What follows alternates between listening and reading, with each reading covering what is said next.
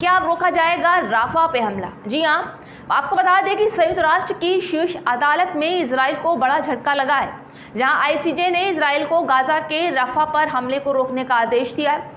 ICJ ने अपने आदेश में फिलिस्तीनी के लोगों के लिए तत्काल जोखिम का हवाला देते हुए ये आदेश दिया है, जहां अदालत ने आदेश में कहा है कि इजराइल को राफा में अपने सैन्य आक्रमण और अन्य कार्रवाइयों को तुरंत रोकना चाहिए। न्यायाधीशों ने इजराइल राफा पर हमले को लेकर आक्रमण का रुख भी अपनाया। आपको बताते चलिए कि 7 मई को इजराइल ने राफा पर आक्रमण शुरू किया। इससे 18 मई तक लगभग 8 लाख फिलिस्तीन विस्थापित हो गए। न्यायाधीशों ने संयुक्त राष्ट्र के अधिकारियों के हवाले से कहा है, ये जोखिम अब साकार होने लगा है और यदि आक्रमण जारी रहा तो और तीव्र हो जाएगा। सुनवाई के दौरान अदालत ने अफसोस के साथ कहा है कि गाजा पट्टी में लोगों की विनाशकारी रहने की स्थिति और भी खराब हो गई है।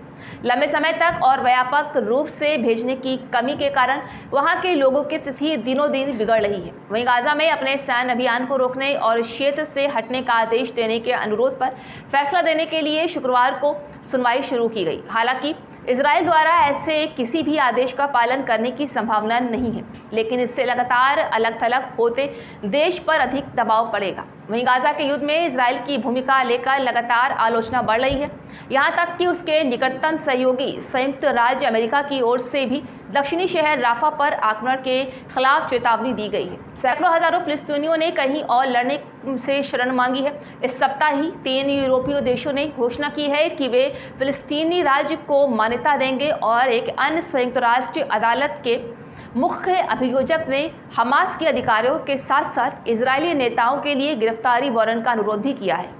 आपको बता दें कि इजराइल के प्रधानमंत्री बेंजामिन नेतन्याहू पर भी युद्ध को समाप्त करने के लिए घरेलू स्तर पर भारी दबाव है।